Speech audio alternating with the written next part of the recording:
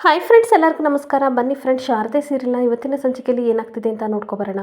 ಅದಕ್ಕೂ ಮುಂಚೆ ಯಾರೆಲ್ಲ ನನ್ನ ವಿಡಿಯೋ ನೋಡ್ತಾ ಇದ್ರು ಫ್ರೆಂಡ್ಸ್, ಅವರೆಲ್ಲ ಪುಟ್ಟದೊಂದು ಲೈಕ್ ಮಾಡಿ ಹಾಗೆ ಸಬ್ಸ್ಕ್ರೈಬ್ ಆಗೋದನ್ನ ಮರಿಬೇಡಿ. ಬನ್ನಿ ಸ್ಟಾರ್ಟ್ ಮಾಡೋಣ. ಮೊದಲಿಗೆ ಇಲ್ಲಿ ಸಿದ್ದು ಹೊರಟು ಕೋರ್ಟಿಗೆ ಅಂತ ಬರ್ತಾ ಇರಬೇಕಾದ್ರೆ ಈ ಕಡೆ ಲಾಯರ್ ಅನುಷಾ ಕಾಲ್ ಮಾಡ್ತಾ ಇರ್ತಾರೆ. ಹೇಳಿ ಅನುಷ್ ಅವರೇ ಅಂತ ಅನ್ಬೇಕಾದ್ರೆ, ಅನ್ಫಾರ್ಚುನೇಟ್ಲಿ ನಮಗೆ ನರಸಿಂಹನ್ ವಿರುದ್ಧ ಯಾವುದೇ ಸಾಕ್ಷಿ ಸಹ ಸಿಗ್ತಾ ಇಲ್ಲ ಅಂತ ಹೇಳ್ತಾ ಇರ್ತಾಳೆ. ಹಾಗೆ ಲಾಯರ್ ಅನುಷಾ ಹೇಳ್ತಾ ಇರ್ತಾರೆ, ನರಸಿಂಹ ಇಲ್ದಿದ್ದಾಗ ನಾನು ನನ್ನ ಕಡೆಯವ್ರನ್ನ ಕೆಲವು ಹುಡುಗರನ್ನ ಕಳಿಸಿದ್ದೆ. ಈ ಕಡೆ ಏನು ಸಹ ನಮಗೆ ಇನ್ಫಾರ್ಮೇಷನ್ ಸಿಗ್ತಾ ಇಲ್ಲ. ಅವ್ರ ಮನೇಲಿ ಫೋಟೋ ಆಗಿರ್ಬೋದು ಅಥವಾ ಶೋಭಾ ವಸ್ತು ಆಗಿರ್ಬೋದು ಯಾವುದು ಸಹ ಸಿಗ್ತಾ ಇಲ್ಲ ಅಂತ ಅಂದಾಗ ಸಿದ್ಧಿಗೆ ತುಂಬ ಬೇಜಾರಾಗ್ತಾ ಇರುತ್ತೆ. ಹಾಗೆ ಮತ್ತೆ ಸಿದ್ದು ಕೋಪ ಮಾಡ್ಕೊಂಡು ಬೈತಾ ಇರ್ತಾನೆ, ಆ ಇಡಿಯಟ್ ಬೇಕು ಬೇಕು ಅಂತಲೇ ಪ್ರೀ ಪ್ಲಾನ್ ಮಾಡಿದ್ದಾನೆ, ಅದಕ್ಕೋಸ್ಕರನೇ ಅವ್ನು ಹೆಂಡ್ತಿನ ಎಲ್ಲೋ ಬಚ್ಚಿಟ್ಟಿದ್ದಾನೆ, ಮನೇಲಿರೋ ಥಿಂಗ್ಸ್ ಎಲ್ಲನೂ ತೊಗೊಂಡೋಗಿ ಎಲ್ಲೋ ಕೊಟ್ಟಿದ್ದಾನೆ ಅಂತ ಹೇಳ್ಬಿಟ್ಟು ಮತ್ತೆ ಹೇಳ್ತಾ ಇರ್ತಾನೆ. ಒಂದು ಕೆಲಸ ಮಾಡಬೇಕು ಅನುಷ್ ಅವರೇ, ಅವ್ರ ತಾಯಿ ಹೇಗಿದ್ರು ಲಕ್ಷ್ಮೀಪುರದಲ್ಲಿದ್ದಾರೆ ಅಂತ ಹೇಳ್ತಾ ಇದ್ರು, ನಾವೇನಕ್ಕೆ ಲಕ್ಷ್ಮೀಪುರಕ್ಕೆ ಹೋಗಿ ಅವ್ರ ತಾಯಿನ ಕನ್ವಿನ್ಸ್ ಮಾಡಬಾರ್ದು ಅಂತ ಅಂದಾಗ, ನೀವೇನೇ ಹೇಳ್ತೀರಾ ನಾವು ಕನ್ವಿನ್ಸ್ ಮಾಡ್ಬೋದು, ಬಟ್ ಅವ್ರು ಒಪ್ಕೋಬೇಕಲ್ಲ ಅಂತ ಅನ್ಬೇಕಾದ್ರೆ ಅವ್ರ ಮಗನ ವಿರುದ್ಧ ಮಾತಾಡೋದು, ಬಟ್ ನಾವು ಕನ್ವಿನ್ಸ್ ಮಾಡಲೇಬೇಕು ಅಂತ ಹೇಳ್ತಾ ಇರ್ತಾನೆ. ಹಾಗೆ ಮತ್ತೆ ಅನುಷಾ ಹೇಳ್ತಿರ್ತಾಳೆ, ಖಂಡಿತ ಅವ್ರ ತಾಯಿ ಸುಳ್ಳು ಹೇಳಲ್ಲ, ಮಗನ ವಹಿಸ್ಕೊಂಡು ಮಾತಾಡ್ತಾರೆ. ಆದರೆ ನಮಗೆ ಶೋಭಾ ಸಿಕ್ಕಿದ್ರೆ ತುಂಬ ಅನುಕೂಲ ಆಗ್ತಿತ್ತು ಸಿದ್ಧಾರ್ಥ್. ಏನು ಗೊತ್ತಾ, ಡೈವರ್ಸ್ ಕೊಡದೆ ಇನ್ನೊಂದು ಮದುವೆ ಆಗಿದ್ದಾನೆ ಅಂತ ಅಂದರೆ ಅವಳಿಗೂ ಸಹ ತುಂಬ ಹೆದರಿಕೆ ಇರುತ್ತೆ. ಅದನ್ನೇ ನಾವು ವೀಕ್ನೆಸ್ ಆಗಿ ಇಟ್ಕೊಂಡು ಹುಷಾರ್ದಾಗೆ ಡೈವರ್ಸ್ನ ಕೊಡಿಸ್ಬೋದಿತ್ತು ಅಂದಾಗ, ಹಾಗಾದರೆ ಒಂದು ಕೆಲಸ ಮಾಡಿ ಅನುಷ್ ಅವರೇ, ಅಕ್ಕಪಕ್ಕ ಇರ್ತಾರಲ್ಲ ಜನಗಳನ್ನೆಲ್ಲ ವಿಚಾರಿಸಿ ಅವನು ಹೆಂಡ್ತಿನ ಬಚ್ಚಿಡ್ಬೋದು, ಆದರೆ ಅಕ್ಕಪಕ್ಕ ಜನರನ್ನ ಬಚ್ಚಿಡೋಕ್ಕಾಗಲ್ಲ, ಅವರಿಂದ ನಾವು ಎವಿಡೆನ್ಸ್ನ ಕಲೆಕ್ಟ್ ಮಾಡ್ಬೋದು ಅಂತ ಹೇಳ್ತಾ ಇರ್ತಾನೆ. ಹಾಗೆ ಮತ್ತೆ ಸಿದ್ದು ಹೇಳ್ತಾ ಇರ್ತಾನೆ, ಸರಿ ನೀವು ವಿಚಾರಿಸಿ ನಾನು ವಿಚಾರಿಸ್ತೀನಿ ಅಂತ ಫೋನ್ ಕಟ್ ಮಾಡಿ ಹೋಗ್ತಾ ಇದ್ದರೆ ಆ ಮಾತೆಲ್ಲನೂ ಈ ಕಡೆ ಪಾರಿಜಾತ ಕೇಳ್ಕೊತಾಳೆ. ಈ ಸಿದ್ದು ಸುಮ್ಮನೆ ಅಂತೂ ಇರಲ್ಲ, ಅಕ್ಕಪಕ್ಕ ಅನುಸೇನ ಅವ್ರನ್ನ ಇವ್ರನ್ನ ಎಲ್ಲರನ್ನೂ ವಿಚಾರಿಸ್ಬಿಡ್ತಾನೆ. ಅವ್ರೇನಾದರೂ ಪಕ್ಕ ಬಾಯ್ಬಿಟ್ರೆ ಖಂಡಿತ ಶಾರದನ್ಗೆ ಡೈವರ್ಸ್ ಸಿಗೋದಂತೂ ಗ್ಯಾರಂಟಿ. ನಾವು ಹಾಕಿರೋ ಪ್ಲ್ಯಾನೆಲ್ಲ ಟುಸ್ಪಟಾಕಿ ಥರ ಆಗಿಬಿಡುತ್ತೆ. ಅದಾಗಕ್ಕೆ ನಾನು ಅವಕಾಶ ಮಾಡಿಕೊಡ್ಬಾರ್ದು, ಏನಾದರೂ ಪ್ಲ್ಯಾನ್ ಮಾಡಲೇಬೇಕು ಅಂತ ಯೋಚನೆ ಮಾಡ್ತಾ ಇರ್ತಾಳೆ.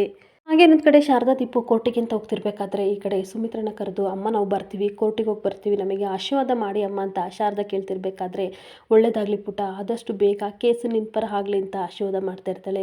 ನಿಮ್ಮ ಆಶೀರ್ವಾದ ಇದ್ದಾಗ ಖಂಡಿತ ನನಗೆ ಒಳ್ಳೇದಾಗುತ್ತೆ ಬಿಡಿ ಅಮ್ಮ ಅಂತ ಅಂದಾಗ, ಮತ್ತೆ ದೇವ್ರ ಮನೆಗೆ ಹೋಗಿ ಕುಂಕುಮ ತಂದು ಹಾಗೆ ಹಣೆ ಕುಂಕುಮ ಇಟ್ಟು ಸ್ವೀಟ್ ಬಾಯ್ಗೆ ಕೊಟ್ಟು ಸಿಹಿ ಮಾಡ್ತಾ ಇರ್ತಾಳೆ. ಖಂಡಿತ ಪುಟ, ದೇವ್ರ ಆಶೀರ್ವಾದ ಇರೋದ್ರಿಂದ ನಿನಗೆ ಒಳ್ಳೇದಾಗುತ್ತೆ.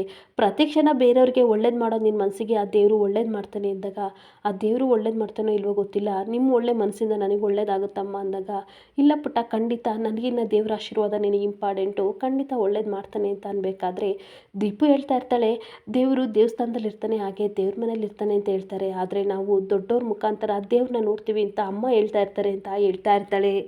ಅದಕ್ಕೆ ಸುಮಿತ್ರಾ ಹೇಳ್ತಾ ಇರ್ತಾಳೆ, ನೋಡು ಪುಟಾಣಿ, ದೊಡ್ಡವ್ರಿಗೆ ನಾವು ಗೌರವ ಕೊಡಬೇಕು, ಆದರೆ ದೇವರಿಗೆ ನಾವು ಭಕ್ತಿಯಿಂದ ನಮಸ್ಕಾರ ಮಾಡಬೇಕು, ಆಯಿತಾ? ದೊಡ್ಡವರು ದೇವರಾಗಕ್ಕಾಗಲ್ಲ, ಆದರೆ ದೇವರು ದೇವರೇನೆ ಅಂತ ಹೇಳ್ತಿರ್ಬೇಕಾದ್ರೆ, ಸರಿ ಅಮ್ಮಮ್ಮ ಅಂತ ಹೇಳ್ತಾ ಇರ್ತಾಳೆ. ನೋಡು ಪುಟಾಣಿ, ಮತ್ತೆ ನೀನು ನಿನ್ನೆ ನರಸಿಂಹನ ನೋಡಿ ಎದುರುಕೊಂಡಲ್ಲ, ಆ ರೀತಿ ಎದುರುಕೋಬೇಡ, ನಿನ್ನ ಜೊತೆ ಯಾವಾಗಲೂ ನಾವು ಇರ್ತೀವಿ ಅಂತ ಅನ್ಬೇಕಾದ್ರೆ ನನಗೆ ಕೆಟ್ಟ ಕನಸು ಬೇರೆ ಬಿತ್ತು ಅಮ್ಮಮ್ಮ ಅಂದಾಗ, ಹೌದಾ ಪುಟಾಣಿ, ನಿನಗೆ ಕೆಟ್ಟ ಕನಸು ಬಿದ್ದಿದೆಯಾ, ಸಂಜೆ ಬರ್ತೀಯಲ್ಲ ದೃಷ್ಟಿ ತೆಗಿತೀನಿ ಅಂದಾಗ, ಆಯ್ತು ಅಮ್ಮಮ್ಮ, ನಾನು ಇವಾಗ ಎದ್ರಲ್ಲ, ನೀವು ಕುಂಕುಮ ಇಟ್ಟಿದ್ದೀರಲ್ಲ, ನನಗೆ ಯಾವುದು ಭಯ ಇಲ್ಲ ಅಂತ ಹೇಳ್ತಿರ್ಬೇಕಾದ್ರೆ ಶಾರದಾ ತುಂಬ ಡಲ್ಲಾಗಿ ನಿಂತಿರ್ತಾಳೆ. ಶಾರದಾನ ನೋಡಿ ಸುಮಿತ್ರಾ ಹೇಳ್ತಾ ಇರ್ತಾಳೆ, ಈ ರೀತಿ ಸಪ್ಪೆ ಮುಖ ಮಾಡ್ಕೊಂಡು ಇರಬೇಡ ಪುಟ, ನಿನ್ನ ನೋಡಿ ದೀಪನು ಎದುರ್ಕೋತಾಳೆ, ಆಯಿತಾ?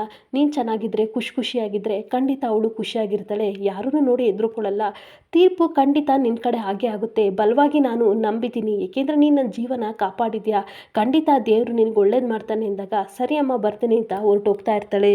ಹಾಗೆ ಇನ್ನೊಂದು ಕಡೆ ಸಿದ್ದನು ಸಹ ಕೋರ್ಟಿಗೆ ಹೋಗೋಕ್ಕೆ ರೆಡಿಯಾಗಿ ಹೊರಗಡೆ ಬಂದಾಗ ಆಫೀಸಿಂದ ಕಾಲ್ ಬರ್ತಾ ಇರುತ್ತೆ. ಹೇಳ್ತಾ ಇರ್ತಾನೆ, ಯಾವುದು ಮೀಟಿಂಗ್ ಸಹ ಅರೇಂಜ್ ಮಾಡಬೇಡಿ ಆಯಿತಾ, ಈ ವೀಕೆಲ್ಲ ನಾನು ತುಂಬ ಬ್ಯುಸಿ ಇದ್ದೀನಿ, ಪರ್ಸ್ನಲ್ ಕೆಲಸ ಇದೆ, ಎಲ್ಲ ಮೀಟಿಂಗ್ನ ಕ್ಯಾನ್ಸಲ್ ಮಾಡಿ ಅಂತ ಹೇಳ್ತಿರ್ಬೇಕಾದ್ರೆ ಶಾರದಾನು ದೀಪುನು ಹೊರಗಡೆ ಬಂದಾಗ ದೀಪು ಹೇಳ್ತಾ ಇರ್ತಾಳೆ, ತುಂಬ ಕೆಲಸ ಇತ್ತ ಫ್ರೆಂಡ್ ಅಂತ ಅಂದಾಗ ಶಾರದಾ ಹೇಳ್ತಾ ಇರ್ತಾಳೆ, ಹೌದು ನಮ್ಮದೇ ದೊಡ್ಡ ಪ್ರಾಬ್ಲಮ್ ಆಗಿದೆ, ನಮಗಿಂದ ಸಿದ್ಧಾರ್ಥ್ ಸರು ಆಫೀಸ್ಗೆ ಹೋಗೋಕ್ಕೆ ಆಗ್ತಾ ಇಲ್ಲ ಅಂದಾಗ, ಸಾರಿ ಫ್ರೆಂಡ್ ಅಂತ ಅನ್ಬೇಕಾದ್ರೆ, ಹಾಗೆಲ್ಲ ಏನು ಹೇಳ್ಬೇಡ ಪುಟ್ಟ, ನಾನು ನಿನ್ನ ಹತ್ರ ಕ್ವಶನ್ ಕೇಳ್ತೀನಿ, ಏನು ಫ್ರೆಂಡ್ ಒಗಟ್ಟು ಕೇಳ್ತೀಯ ಅಂದಾಗ ಒಂಥರ ಹಾಗೆ ಅಂದ್ಕೊಂಡ್ಬಿಟ್ಟು ಹೇಳ್ತಾ ಇರ್ತಾನೆ, ನೋಡು ಪುಟಾಣಿ, ನಿನ್ನ ಮುಂದೆ ಒಂದು ಚಾಕ್ಲೇಟ್ ಬಾಕ್ಸ್ ಇರುತ್ತೆ, ಅದನ್ನು 3 ಸೆಕೆಂಡಲ್ಲಿ ಓಡೋಗಿ ನೀನು ತಗೋತೀಯ ಅಂತ ಅಂದಾಗ, ಅಷ್ಟೇ ನಾನು 2 ಸೆಕೆಂಡಲ್ಲಿ ಹೋಗಿ ತಗೋತೀನಿ, ಇನ್ನು 1 ಸೆಕೆಂಡಲ್ಲಿ ಕುಣಿದು ಕುಪ್ಪಳಿಸ್ಬಿಡ್ತೀನಿ, ನಾನೇ ವಿನ್ನಾದೆ ಅಂತ ಹೇಳ್ತಿರ್ಬೇಕಾದ್ರೆ ಆಗ ಸಿದ್ದು ಹೇಳ್ತಾ ಇರ್ತಾನೆ, ಪಕ್ಕದಲ್ಲಿ ನಾನು ಇರ್ತೀನಿ, ನಾನೇನು ಬಿದ್ದೋಗ್ತಾ ಇರ್ತೀನಿ, ಅವಾಗ ನೀನು ನನ್ನನ್ನು ಎತ್ತುತ್ತೀಯೋ ಅಥವಾ ಚಾಕ್ಲೇಟ್ ಬಾಕ್ಸ್ ತಗೋತೀಯ ಅಂತ ಕೇಳ್ತಿರ್ಬೇಕಾದ್ರೆ ದೀಪು ಹೇಳ್ತಾ ಇರ್ತಾಳೆ, ಇಲ್ಲಪ್ಪ, ನಾನು ನನ್ನ ಫ್ರೆಂಡ್ನೇ ನಾನು ಕಾಪಾಡ್ತೀನಿ ಆಯಿತಾ, ನನಗೆ ಚಾಕ್ಲೇಟ್ ಬಾಕ್ಸ್ ಇಂಪಾರ್ಟೆಂಟ್ಗಿಂತ ನನ್ನ ಫ್ರೆಂಡೇ ಇಂಪಾರ್ಟೆಂಟ್ ಅಂತ ಹೇಳ್ತಿರ್ಬೇಕಾದ್ರೆ,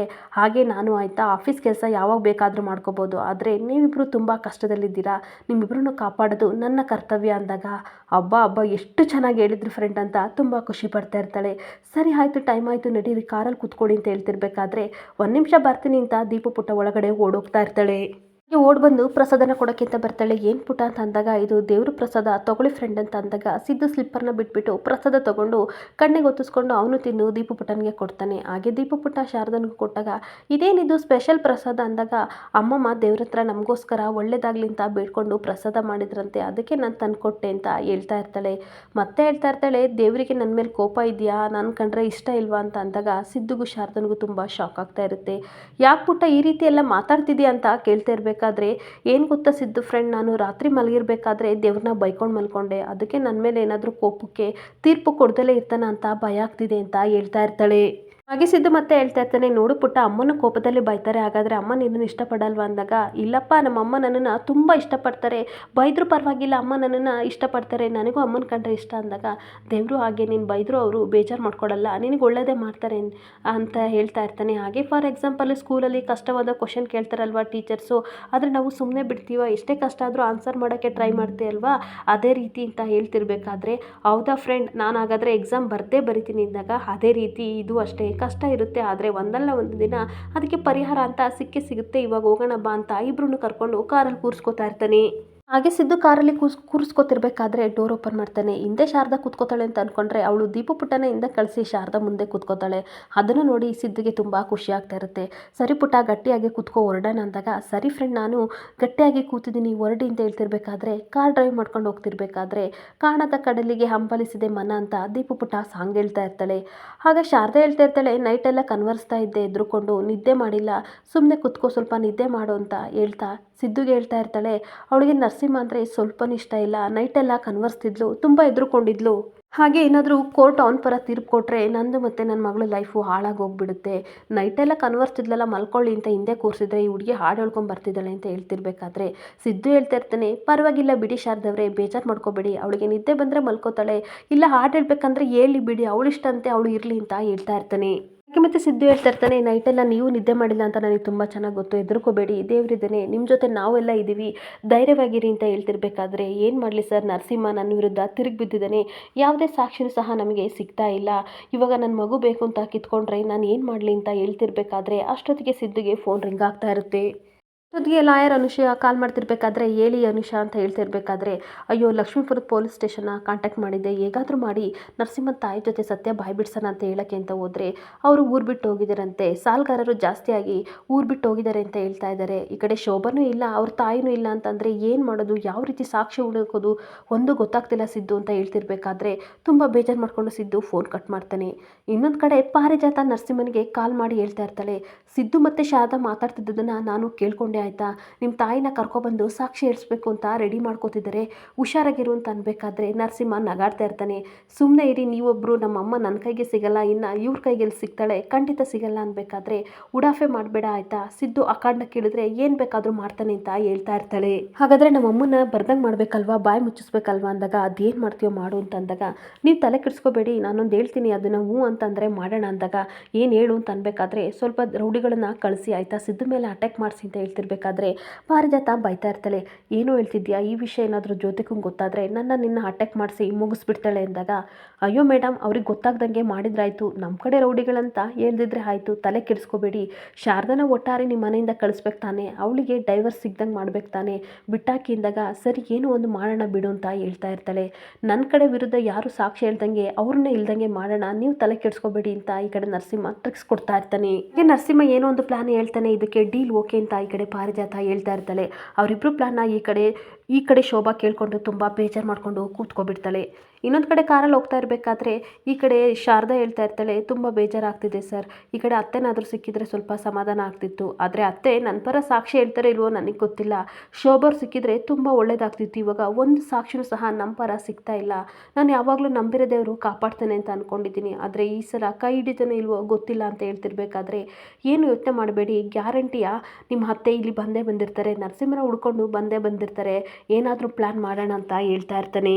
ಮತ್ತೆ ಈ ಕಡೆ ಶಾರದಾ ಕಣ್ಣೀರು ಹಾಕೊಂಡು ಹೇಳ್ತಾ ಇರ್ತಾಳೆ, ಯಾವುದೋ ಜನ್ಮದಲ್ಲಿ ಏನೋ ಪಾಪ ಪುಣ್ಯ ಮಾಡಿದಲೆ ಬರೀ ಕರ್ಮನೇ ಮಾಡಿದ್ದೆ ಅಂತ ಅನಿಸುತ್ತೆ ಸರ್, ಅದಕ್ಕೆ ಈ ರೀತಿ ಆಗ್ತಿದೆ.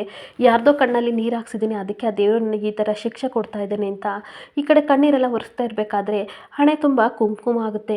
ಆವಾಗ ದೀಪು ಪುಟ್ಟ ಹೇಳ್ತಾ ಇರ್ತಾಳೆ, ಅಯ್ಯೋ ಅಮ್ಮ ನಿಮ್ಮ ಹಣೆ ತುಂಬ ಕುಂಕುಮ ಆಗಿದೆ, ಸರಿ ಮಾಡ್ಕೊಳ್ಳಿ ಅಂತ ಅಂದಾಗ ಈ ಕಡೆ ಶಾರದಾ ಕಣ್ಣೀರು ಒರೆಸ್ಕೊಂಡು ಕುಂಕುಮ ಸರಿ ಮಾಡ್ಕೊತಿರ್ಬೇಕಾದ್ರೆ ಹಾಗೆ ಮುಖ ತುಂಬ ಆಗ್ತಾ ಇರುತ್ತೆ. ಆಗ ಅಯ್ಯೋ ಅಮ್ಮ ನಿಮಗೆ ಸರಿ ಮಾಡ್ಕೊಳ್ಳೋಕ್ಕೆ ಬರಲ್ಲ, ಸಿದ್ದು ಫ್ರೆಂಡ್ ಏನು ಮಾಡ್ತಾ ಇದ್ದೀರಾ, ಅಮ್ಮನ ಕುಂಕುಮ ಸರಿ ಮಾಡಿ ಅಂತ ಅಂದಾಗ ಶಾರದಾಗೂ ಸಿದ್ದುಗೂ ತುಂಬ ಶಾಕ್ ಆಗ್ತಾ ಇರುತ್ತೆ. ಆವಾಗ ಏನು ಮಾಡೋಕ್ಕಾಗದೆ ಶಾರದಾ ಹಾಗೆ ಒರೆಸ್ಕೊಂಡು ಹೋಗ್ತಿರ್ಬೇಕಾದ್ರೆ ಹಣೆ ತುಂಬ ಕುಂಕುಮ ಜಾಸ್ತಿ ಆಗ್ತಾ ಇರುತ್ತೆ.